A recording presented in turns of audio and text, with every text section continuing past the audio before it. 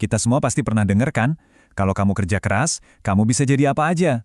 Nah, itulah janji dari meritokrasi. Sebuah ide yang kayaknya udah mendarah daging banget di masyarakat kita. Intinya, sukses itu soal bakat dan usaha, bukan karena kamu anak siapa. Kedengarannya adil banget kan? Tapi, beneran gitu? Yuk kita coba bedah bareng-bareng. Nah,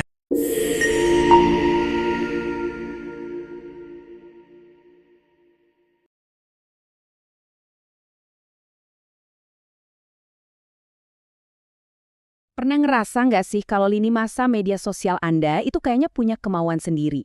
Nah, hari ini kita bakal ngebongkar sebuah teori klasik tentang kendali media, dan kita lihat gimana teori itu masih relevan banget di dunia sekarang, di mana berita itu nggak lagi datang dari ruang redaksi, tapi langsung muncul di genggaman tangan kita.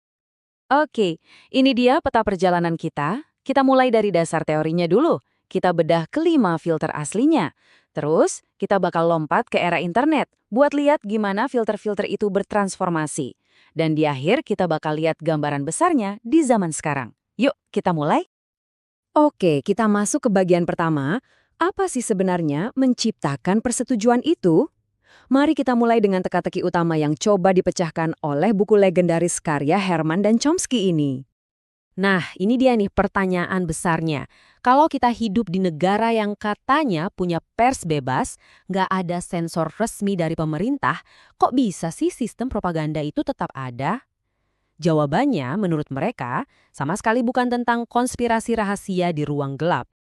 Jawabannya ada di sesuatu yang disebut model propaganda.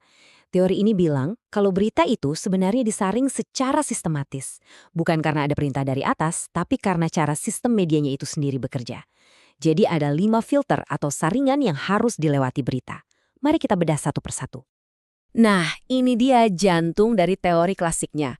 Coba bayangin deh, semua peristiwa yang terjadi di dunia ini ibarat bahan mentah berita.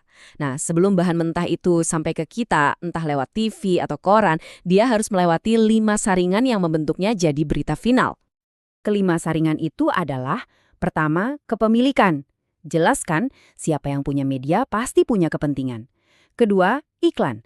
Karena media butuh duit, mereka nggak akan berani bikin marah para pengiklan besar. Ketiga, sumber. Media itu sering banget ngandelin sumber resmi dari pemerintah atau perusahaan besar. Keempat, tekanan balik atau flag. Ini adalah kritik atau tekanan keras yang bisa membungkam suara-suara sumbang. Dan yang terakhir, ideologi. Waktu buku ini ditulis, musuh bersamanya adalah anti-komunisme. Terus, gimana cara kerja filter ini di dunia nyata? Gampangnya gini. Dua kejadian yang mirip banget bisa dapat porsi berita yang beda jauh. Misalnya nih, sebuah kejahatan yang dilakukan sama musuh negara kita, itu bakal diliput habis-habisan, dramatis, emosional. Tapi, kejahatan yang sama persis, kalau dilakukan sama teman atau sekutu kita, mungkin cuma jadi berita kecil di halaman belakang, atau malah nggak diberitain sama sekali. Jadi nilai sebuah berita itu ditentukan oleh siapa pelakunya. Dan kutipan dari Noam Chomsky ini benar-benar merangkum hasilnya. Sistem ini tuh nggak membungkam semua perdebatan. Justru sebaliknya, ia menetapkan batas-batas yang nggak kelihatan. Kita boleh kok debat seru, sengit, selama perdebatan itu masih ada di dalam kotak yang udah ditentuin. Jadi asumsi-asumsi dasarnya nggak pernah digugat. Nah, ini dia pertanyaan kuncinya. Buku ini kan ditulis tahun 1988, jauh sebelum ada yang namanya Facebook, Twitter, apalagi TikTok. Pertanyaannya, apakah internet membebaskan kita dari semua filter tadi? Atau justru malah bikin filternya jadi lebih kuat dengan cara-cara baru? Oke, sekarang kita coba perbarui 2 filter pertama tadi buat era digital. Kalau dulu kita ngomongin segelintir perusahaan media besar, sekarang pertanyaannya udah beda. Bukan lagi siapa yang punya stasiun TV, tapi siapa yang memiliki perhatian Anda? Filter iklan ini bukan cuma masih ada, tapi malah jadi makin kuat. Lihat aja, pendapatan media cetak anjlok, sementara duitnya ngalir deras ke iklan online. Bedanya apa? Iklan online ini nggak cuma menopang platformnya, tapi juga ditenagai oleh sesuatu yang sangat pribadi. Data kita semua. Intinya tuh gini, kepemilikan media memang masih terkonsentrasi, tapi bukan lagi di tangan konglomerat media tradisional, melainkan di tangan raksasa teknologi. Mereka ini nggak cuma punya satu channel berita, mereka menguasai seluruh ekosistem informasi. Apa yang kita cari di internet, video apa yang kita tonton, sampai dengan siapa kita ngobrol online. Kekuatan mereka untuk membentuk realitas kita jadi luar biasa besar. Lanjut, kita lihat filter ketiga dan keempat. Di atas kertas, internet itu kan bikin semua orang bisa jadi sumber informasi. Tapi, apa itu beneran bikin kita jadi lebih tahu banyak hal? Ketergantungan pada sumber sekarang ini udah berevolusi jadi sesuatu yang lebih aneh lagi. Namanya propaganda komputasional. Coba bayangin ribuan akun palsu, bot, yang kerja barengan buat nyebarin satu narasi tertentu, bikin narasi itu jadi trending, dan menciptakan ilusi seolah-olah sebuah ide itu populer banget. Padahal, semuanya cuma mesin yang bekerja. Dan tekanan balik atau flag juga udah naik level.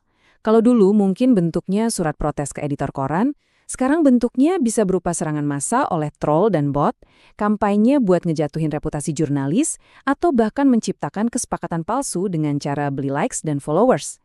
Tujuannya tetap sama, menghukum suara-suara yang dianggap keluar jalur.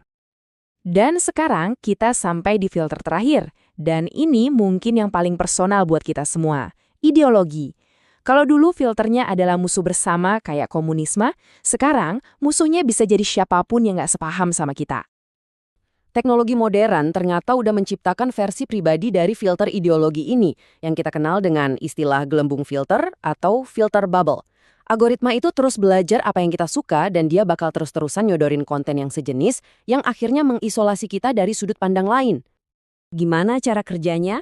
Jawabannya satu kata, big data. Setiap klik, setiap like, setiap video yang kita tonton, itu semua jadi bahan bakar buat ngebangun profil digital kita. Nah, profil inilah yang dipakai buat menyajikan propaganda yang dirancang khusus buat kita, bukan buat orang banyak. Dan karena rasanya personal banget, propaganda ini jadi jauh lebih meyakinkan dan hampir mustahil kita sadari. Oke, jadi setelah kita bedah semua pembaruan ini, gimana dong wujud model propaganda di zaman sekarang? Yuk, kita sandingkan langsung biar kelihatan bedanya. Di sini kelihatan banget kan perubahannya? Kita bergeser dari filter yang sifatnya massal dan terpusat, kayak kepemilikan media oleh segelintir orang atau ideologi nasional, ke filter yang sifatnya terdesentralisasi, otomatis, dan sangat personal. Propaganda itu nggak lagi diteriakan ke semua orang lewat TV, tapi dibisikkan secara pribadi ke telinga kita masing-masing lewat algoritma. Nah, kutipan ini, walaupun bukan dari Chomsky, pas banget di sini. Dalam model yang baru ini, di platform yang katanya gratis kayak media sosial, perhatian dan data kitalah komoditas yang sebenarnya. Kita ini bukan lagi konsumen berita, kita adalah produk yang dijual ke para pengiklan. Jadi, ini meninggalkan kita dengan satu pertanyaan besar. Dengan kemampuan kita untuk menyuarakan pikiran kita sendiri lewat media sosial, kita jadi merasa lebih punya kuasa. Tapi, dengan kekuatan algoritma dan big data yang bekerja di belakang layar, apakah kita benar-benar yang mengendalikan narasi? Ataukah jangan-jangan persetujuan kita lah yang justru sedang dibentuk dengan cara yang jauh lebih halus dan personal dari yang pernah ada sebelumnya? Sesuatu untuk kita renungkan bersama.